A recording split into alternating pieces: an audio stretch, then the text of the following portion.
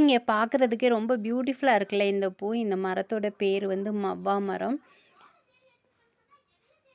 வசந்த காலத்துல தாங்க இந்த மரம் அப்படியே பூக்கும். இது எங்கே இருக்கு அப்படின்னு சொன்னா, மகாராஷ்டிரா மாநிலத்தில காட்டு பகுதியில தாங்க இது இருக்குது. ரோட்டுக்கு 2 பக்கம் சைட்லயும் அப்படியே ஃபுல்லாவுமே இந்த மரம் தாங்க இருக்குது. இந்த வசந்த காலத்துல அப்படியே பூத்து குலுங்கும்.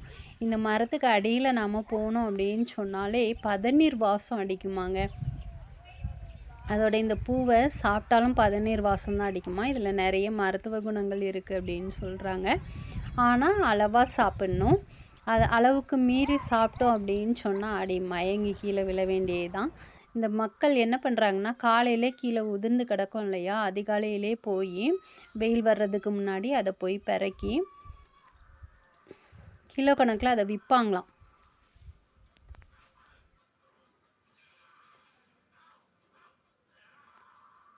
பார்த்தீங்களா, ஒரு அம்மா உட்காந்து பெரக்கிட்டு இருக்கிறத.